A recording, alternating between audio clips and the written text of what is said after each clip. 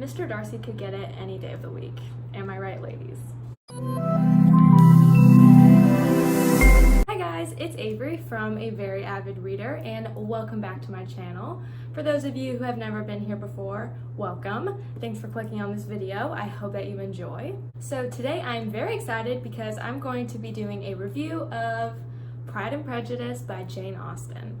So it'll be a review, but also just some of my random thoughts on the book and on the characters.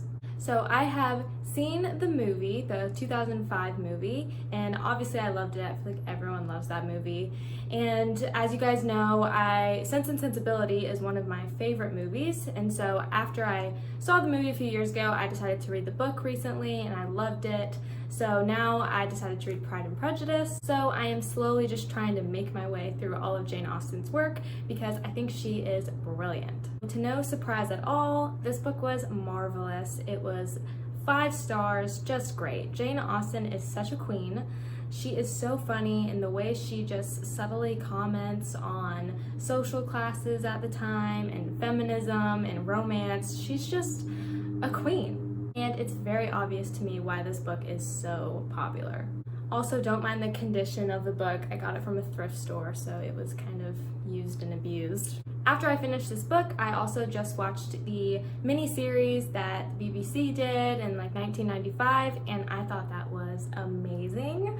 Obviously, I love the 2005 movie, but that series is just so great because it just goes into so much more depth, and it follows the book pretty well, almost to a T. I think Colin Firth is just the best Mr. Darcy, and you can fight about it in the comments. I think Matthew Macfadyen is also such a great Mr. Darcy. He's the first one I ever saw, so I love him also, but Colin Firth is just, he's perfect as Mr. Darcy. Anyway, but that's kind of a tangent because I'm going to be talking about the book today. So this book I feel is very character driven, so I'm going to give my thoughts on some of the characters and also just some funny or notable moments. And then at the end, I'm going to talk about Mr. Darcy and Elizabeth as separate people, but then also together. Also, I want to say that this video will contain spoilers, so if you don't want to be spoiled, then do not keep watching from here on out. The first character I'm going to talk about is the first character that really made an impression, which is Mr. Bennet. So from the first page, he is just so funny, so sarcastic. The way he just basically insults his wife and kids, who, let's be honest, deserve it. They're so obnoxious. And he's not outwardly rude to them, but he just says hilarious, sarcastic comments towards them. I think it's so funny how he finds such joy in how weird Mr. Collins is. He obviously just thinks Mr. Collins is so ridiculous and just like laughs at him and just enjoys the fact that he's so weird, which I just think is hilarious. Also, throughout this video, I'm going to read excerpts from the book to give examples of kind of what I'm talking about. So this is literally on the second page of the book. Mrs. Bennet, so his wife, is saying, "You have no compassion on my poor nerves." And he responds and says, "You mistake me, my dear. I have a high respect for your nerves. They are my old friends. I've heard you mention them with consideration these 20 years at least." Besides him being just a funny character, his relationship with Elizabeth is also really cute and really pure. He obviously loves her so much, especially since some of his other daughters and his wife are just insufferable. So I think their bond is really cute. I think the passage that exemplifies this the most is when Mr. Collins proposes to Elizabeth and she really does not want to marry him. She says no, and her mother says, "If you don't marry him, I'm never going to see you again." And Mr. Bennet says to Elizabeth, "An unhappy alternative is before you, Elizabeth. From this day you must be a stranger to one of your parents. Your mother will never see you again if you do not marry Mr. Collins, and I will never see you again if you do." So it's just obvious he loves Elizabeth. He just wants her to be happy. He doesn't care about money or about them keeping the house because eventually it will go to Mr. Collins, and I just think that's really cute. Also, I know that this relationship is pretty reflective of Jane Austen's relationship with her father. I've read that they were very close and he really encouraged her writing, so it's obvious that their relationship is reflective of Elizabeth and Mr. Bennet's. So if we talked about Mr. Bennet, we should obviously talk about Mrs. Bennet. And oh my gosh, I hate her. She is the worst. I knew that she was going to be obnoxious because I've seen the movie before, and in the movie she was annoying. But holy crap, it's so much worse in the book. She is seriously the most ridiculous character. She just blatantly insults her daughters and insults other people. She's also just a horrible parent. You know, part of the reason that Lydia makes such horrible mistakes is because her parents don't rein her in. That is also the fault of Mr. Bennet, but she actively encourages Lydia to make a fool of herself, and that just does not help. There's so many examples of her just being awful, but the one that I chose is near the beginning, and she's talking about Mr. Bingley and when they first meet Mr. Bingley at the ball, and she talks about how he danced with Charlotte, and she says, "First of all, he asked Miss Lucas. I was so vexed to see him stand up with her, but however, he did not admire her at all. Indeed, nobody can, you know." So rude. She's so rude. It's like she has no filter, just says whatever she thinks about anyone. Another example is when Lydia runs away with Mr. Wickham, and she's obviously distressed about that, but a good portion of her distress comes from the fact that she doesn't think Lydia will be able to pick out the correct clothes, the correct wedding clothes. Like, priorities, woman. Lydia just ran away, ruining her own reputation as well as potentially tainting the reputation of the rest of your daughters, and you're worried about if she's gonna pick the correct wedding clothes? She's the worst. But you have to give credit to Jane Austen for writing such hateable characters. You know, it takes a lot to make someone just so vexing. Obviously, this book has also influenced my vocabulary because I just said vexing, which is not usually a part of my vocabulary. So talking about Mrs. Bennet is a good segue into talking about Lydia, who, child, I could not stand. I know this is not an unpopular opinion. I know that, you know, she's supposed to be just annoying and horrible. But I also know that there are a lot of people who like to say that Lydia is this like feminist icon, and I'm just not on that train. I do not agree. If you want a feminist icon, look at Lizzie, and we'll talk about her later.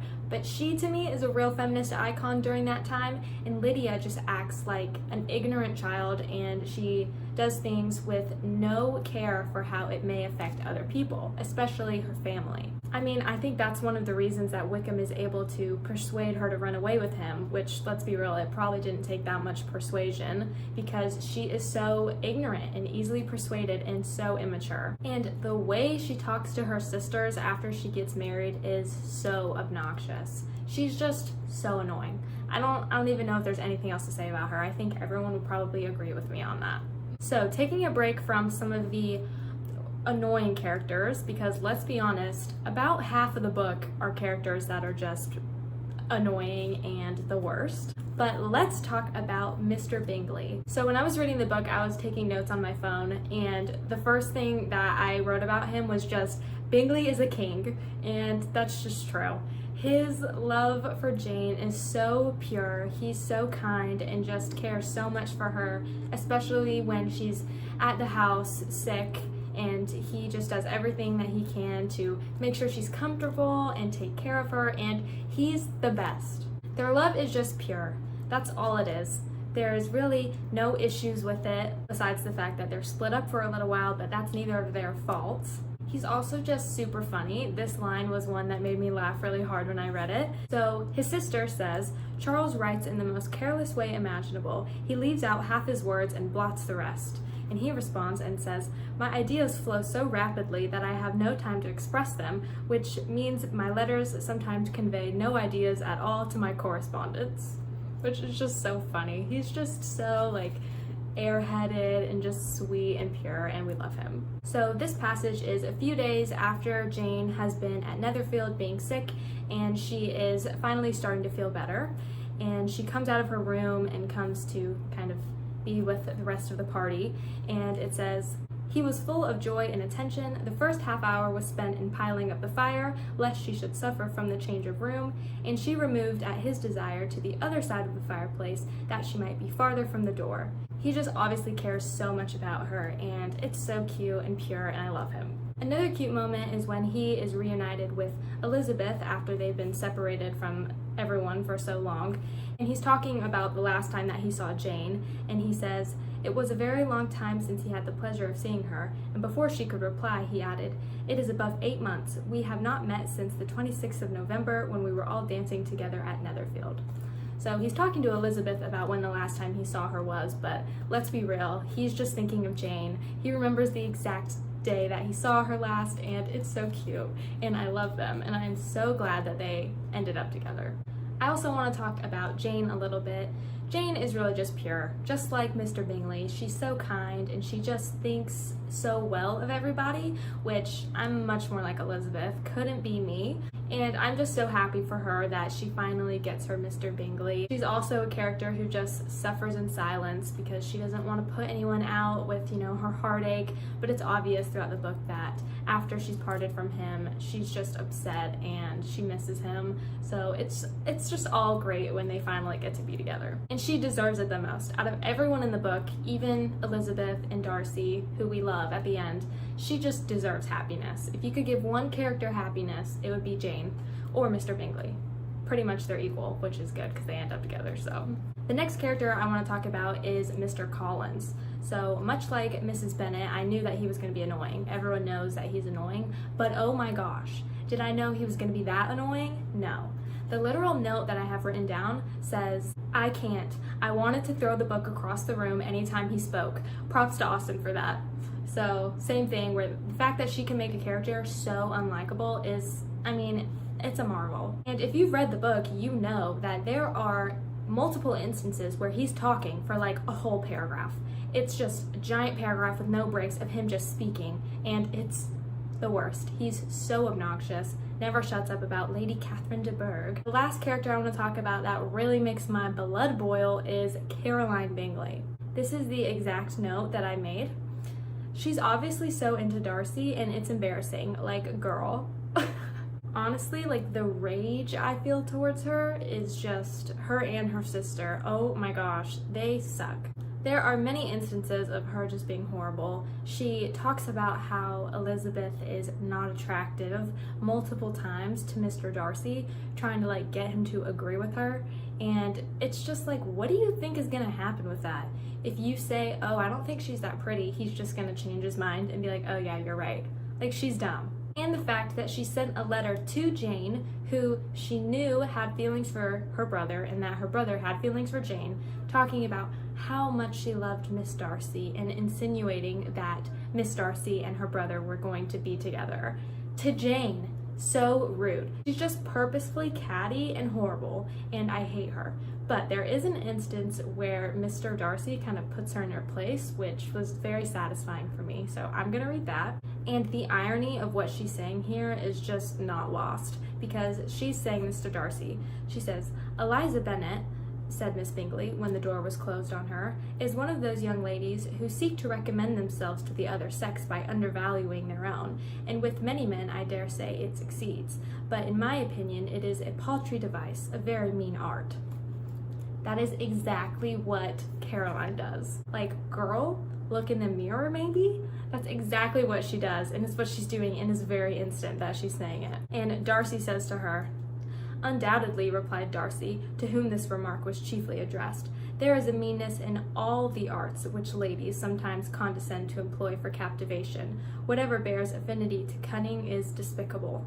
And then it says, Miss Bingley was not so entirely satisfied with this reply as to continue the subject. Darcy basically says, yeah, it's not cool when girls do that, which Elizabeth wasn't doing, but he said, it doesn't matter what kind of cattiness girls do, it all is rude, and obviously aiming that towards Caroline, which was a nice little jab, which I personally appreciated, because as one of my other notes says, Caroline Bingley can die. I don't remember which part of the book I was writing that in response to, but pretty much anytime she's in the book, that's probably a pretty applicable sentiment. Okay, so before I get into Darcy and Elizabeth, I just want to talk about some other notable moments from the book that I enjoyed and thought were sweet or that I thought were really funny. So the first one, and something really important about this book, I think, is Elizabeth and Jane's relationship. sure, this book is about romance and about love, but it's also about familial love, especially between Jane and Elizabeth, and how much Elizabeth feels for Jane and cares for her and just wants her to be happy. And so this instance that I'm about to read is just a really funny kind of like sisterly moment that I think anyone with a sister can really relate to. And it says, "But Elizabeth felt an anxiety on the subject which drew off her attention even from Wickham, and no sooner had he and his companion taken leave than a glance from Jane invited her to follow her upstairs." And I just think that's so funny, how if you have a sister that you're close to and you're in a group of people that you want to talk or something's weird is happening, you just kind of give them a glance and you both know what that means, and you either go somewhere or it means something. And I just think that's such a good example of what having a sister is really like. And I think that their relationship is partially, inspired by Jane and her sister Cassandra's relationship, because they had a really great relationship, and so it's obvious in this book and also in Sense and Sensibility that Jane really knows what it's like to have a sister that you love and is your best friend, which I can also relate to because I'm a twin. I have a twin sister, and she's my best friend, and reading about the relationship between Elizabeth and Jane really just reminds me of us. This next passage is just a funny passage that I think exemplifies how hilarious Jane Austen is. And it says, "Sir William Lucas and his daughter Maria, a good-humored girl but as empty-headed as himself, had nothing to say that could be worth hearing, and were listened to with about as much delight as the rattle of the chase." That's just so funny. From as empty-headed as himself to listening to them to listening to a carriage rattle is just so funny. Another funny moment is when Elizabeth is looking at Lady Catherine's daughter, Miss de Bourgh, and she says, "I like her appearance," said Elizabeth, struck with other ideas. "She looks sickly and cross. Yes, she will do very well. She will make him a very proper wife." So this is when Elizabeth thinks that, Darcy and Miss de Bourgh are going to be engaged, and she looks really just sickly and cross, and Elizabeth's like, "Yeah, Darcy deserves that. I hope he has fun with that." Okay, so now we're gonna get into the meat of it, the best part of the book, Elizabeth and Darcy. So first I want to talk about Elizabeth. And that is a real feminist queen. Elizabeth is such a strong female character. She says what she thinks when it's appropriate, and she doesn't do anything that she doesn't want to do. She rejects not one, but two proposals because she adamantly believes that she wants to be happy, and so she wants to marry for love. And during this time, that's just really commendable because it was pushed on women to marry people who had a lot of money. But Elizabeth knew what she wanted. She knew that she would never get married unless it was with someone that she really loved and that she knew that she could be happy with. Not everyone had this luxury, like her friend Charlotte ended up marrying Mr. Collins. R.I.P. her. And it was hard for Lizzie, as such a strong female character who really knew what she wanted for herself, to see her friend do that, because she just couldn't relate to it and she could never imagine herself marrying someone who she had no desire to marry. But Lizzie is by no means an unflawed character. Both her and Mr. Darcy have a little bit of pride and prejudice about the other. Obviously, Elizabeth is very put off by Darcy after the first time that she meets him, because he does say something very rude about her being tolerable but not pretty enough to tempt him to dance with her and all that stuff. So don't get me wrong, I would be mad. So I don't really judge her for really keeping her firm negative beliefs about him, because he doesn't really do anything to deserve any sort of amendment to that feeling that she has for him. But from the moment she meets Wickham, she is very eager to have his experience with Mr. Darcy support her own negative feelings for him. So she takes Wickham's story and believes it as if it's fact, because she has also had a not so pleasant experiences with Mr. Darcy. I do understand why she thinks this way. If someone offended me and I thought they were just really unagreeable, and then someone else told me something negative about them, you would feel inclined to believe them and agree with them if you had no other reason to doubt what they were saying. But Elizabeth goes through some good character growth, and she realizes that she may have been a little too prejudiced towards him, and she is able to kind of learn from her mistakes and decide that she needs to give Darcy another chance, and eventually sees Darcy in another light. I think it's really admirable that she is able to change that way, and she is able to eventually change her opinion and realize that she was in the wrong. But like I said, she's not afraid to express what she thinks, even if it's very subtly. So this passage I'm going to read is when she's speaking to Mr. Wickham after she's learned what kind of person he really is. And they're talking about Mr. Darcy. And she says, "When I said that he improved on acquaintance, I did not mean that either his mind or manners were in a state of improvement, but that from knowing him better, his disposition was better understood." And then it says, Wickham's alarm now appeared in a heightened complexion and agitated look. So she knew that what she was saying was getting her message to Wickham that, oh, Mr. Darcy may not be the best, but he was right about you, and I know about you. And that's just great, like queen. She really called him out. She's just not worried about, appearances and being super polite and courteous, which she is, but she's not afraid to tell people what she knows. Another example of her just being a queen is when she talks to Lady Catherine, and Lady Catherine comes to basically demand that she not marry Mr. Darcy and refute the rumors, and Elizabeth's like, no. At this point in the book, Elizabeth just really does not care. She is kind of sassy to Lady Catherine, which is kind of unheard of. Lady Catherine asks her, are you engaged to him? And she says, well, you make it sound like that's impossible, so I'm not really sure why you're asking me. And this is another example of her just putting her happiness above pleasing people. Lady Catherine says, do you promise to never be engaged to him? And she's like, no. She's like, why would I do something to make you more comfortable instead of worry about my own happiness? She's like, I have no connection to you, so there's no reason for me to do anything for your benefit. And Lady Catherine is just flabbergasted because no one has ever spoken to her that way, and it's like, yes, queen, pop off. Anyway, I think that Elizabeth is such a great, strong female protagonist. She is really likable, but she also has faults, and she learns from her mistakes, and that's always really good with a main character, is to not have them be perfect. To me, she's way more of a feminist than Lydia ever is. She is a feminist with more poise and decor than Lydia. She does what she wants, and she doesn't let people push her over, but she also does things gracefully, and she makes sure that she does things with respect, unless really needing to, kinda. Okay, so now let's talk about Mr. Darcy. So at first, I hated him. And obviously everyone hates him at the beginning, but I knew from the movie that, he gets better, so I was determined not to hate him too much. But within the first third of the book, I was like, oh my gosh, he's the worst. He is so prideful, he's such a douchebag, so arrogant, he sucks. The exact note that I made while I was reading the book was, Bingley is a king and Darcy sucks. So I feel like that's what everyone believes at the beginning. Then at the end of the book, I amended my note and I said, JK, Darcy is also a king. So what do we see with Mr. Darcy? Character development. So Darcy starts out as this really arrogant man who, even though he falls in love with Elizabeth, his first proposal is just a nightmare. He basically tells her that he loves her in spite of the fact that her family is, beneath his, she is beneath him, and basically he's just superior to her, but he loves her anyway. And obviously Elizabeth is like, okay, bye, like get out.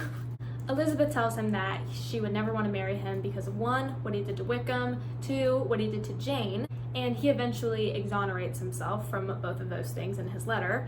But thirdly, and most importantly, because he is so arrogant. He basically says, because of your arrogance and your selfish disdain for the feelings of others, that would make him the last man in the world she could ever be prevailed upon to marry. These things obviously really affect Darcy, and he takes her feedback and he changes for the good. So everyone thinks that girls love Mr. Darcy because he is sulky and brooding and, he's a douchebag, and like girls like douchebags.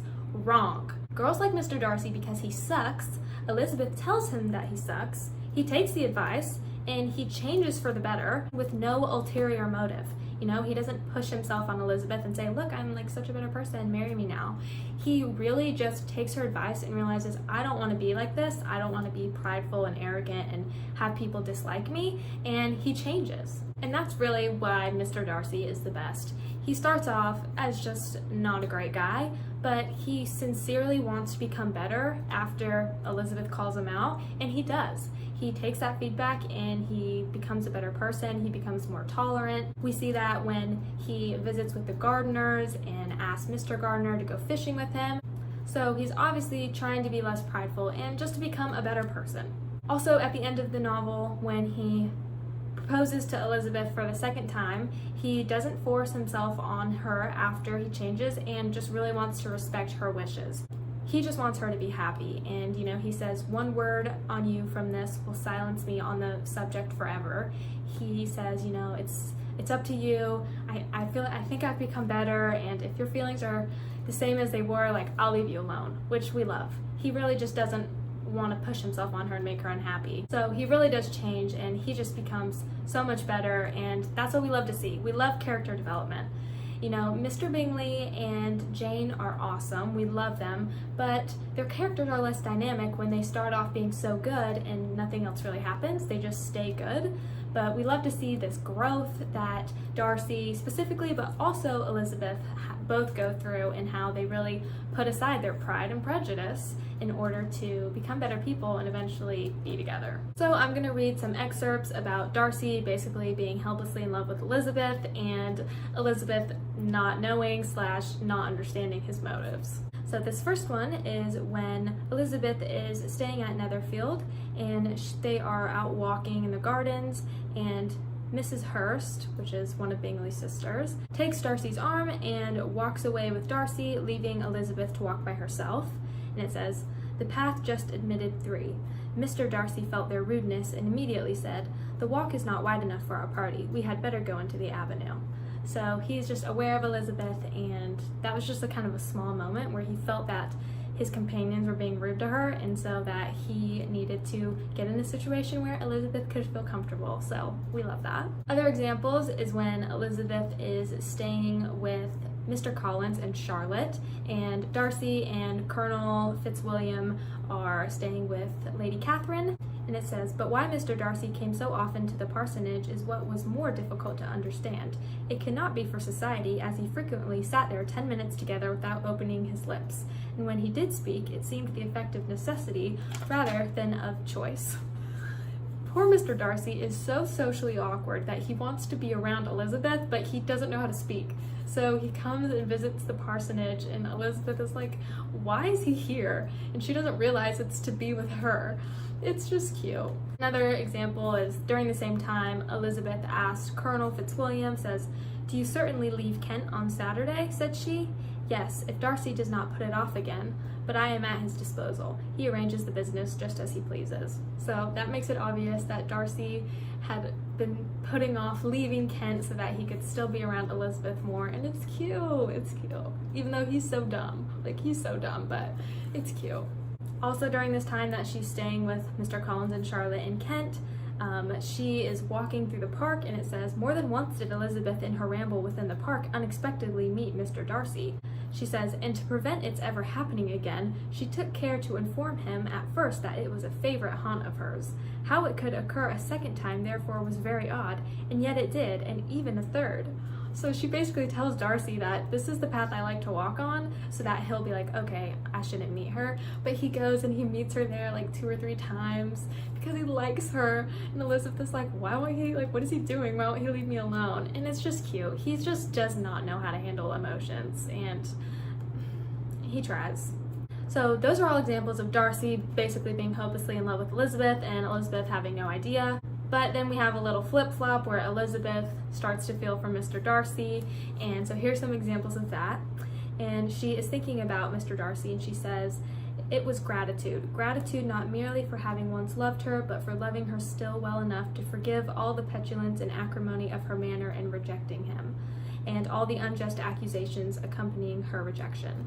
So She's basically just grateful to Mr. Darcy that he's not holding any grudges against her after what she said during his first proposal, because a good portion of the accusations she made towards him was wrong, and she's just very grateful that he loved her and that he still, loved her enough to not make things weird between them. Another time that she's visiting Pemberley, when she's kind of getting to know Miss Darcy, she says she expected every moment that some of the gentlemen would enter the room. She feared that the master of the house might be amongst them, and whether she wished or feared it most, she could scarcely determine. So this is when she's trying to come to terms with her feelings, and she doesn't want to see Darcy, but she also does want to see Darcy, and she's like, wait, why am I feeling like this about him? So this next part is when she is telling Darcy about what happened between Lydia and Wickham, and she's super distraught.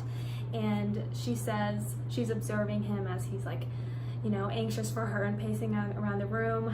Basically, she thinks that he doesn't love her anymore, but she's finally come to terms with the fact that she loves him, and she says, never had she so honestly felt that she could have loved him as now, when all love must be vain.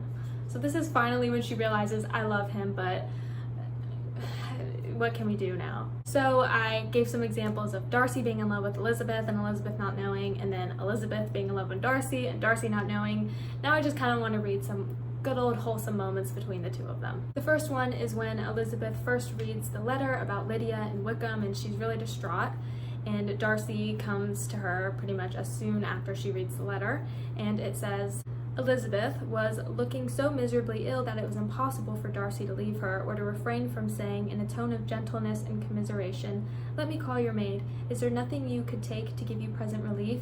A glass of wine? Shall I get you one? You are very ill. And this part's just really cute because he's so concerned about her. He's never seen her this way, and he wants to do everything he can to, try and put her at ease, which is really cute. This next one is pretty famous. It's so cute. It's when, at the very end of the novel, Elizabeth is thanking Darcy for handling the whole Lydia and Wickham situation by paying off all of Wickham's debt. So basically, Elizabeth thanks him on behalf of the whole family, and he says, if you will thank me, he replied, let it be yourself alone, that the wish of giving happiness to you might add force to the other inducements which led me on, I shall not attempt to deny. But your family owe me nothing. Much as I respect them, I believe I thought only of you. He basically is just saying, I did it all for you. He knew that helping Lydia and the situation would help her family, which would make Elizabeth happy, and he just did it unselfishly because he just wanted her to be happy. So cute. This last excerpt is also in the scene that I just read from, and it's when Elizabeth is like, if you've liked me so much, why don't you talk to me? So Elizabeth says, you might have talked to me more when you came to dinner, and he responds and says, a man who had felt less might. So cute. He basically is saying, I literally am so overwhelmed with how much I love you, I don't know how to talk. It's so cute. Anyway, obviously Mr. Darcy and Elizabeth's love is just a great one, and it's so refreshing, having a story where they both start off with their own different versions of pride, and through help of the other one, they come to terms with that and they change, and they are able to love each other and accept each other for who they really are and the best versions of themselves. So I hope you enjoyed this video. If you have any opinions about the book, about the characters, please leave them in the comments. I would love to talk to you guys about them. If we want to hate on, let's see, Caroline, Mrs. Bennet, Lydia, Mr. Collins, drop a comment. I'm down for the hate speech. But I really hope you enjoyed this video, and I hope you enjoyed hearing my opinions on the book. I know that it is a beloved classic. So I've now read Sense and Sensibility and Pride and Prejudice. If you have a suggestion for my next Jane Austen book to read, go ahead and leave me a comment. I'm thinking maybe Emma, but I've also seen the movie for Emma, so all of the Jane Austen books I've read so far, I've seen the movie, so I know how they end. Same with Emma, I know what happens, I know how it ends. So I might want to try one that I have literally no idea what the plot's about, because I think that might be kind of fun to have the ending be a surprise. But we'll see, I don't know. Leave me a comment for what do you think I should read next. If you enjoyed this video, make sure to give it a like and subscribe if you want to see more videos from yours truly. Leave any comments about this video, or if you have any suggestions for videos you want to see me do in the future. Anyway, once again, hope you guys enjoyed, and I will see you in my next video. Bye!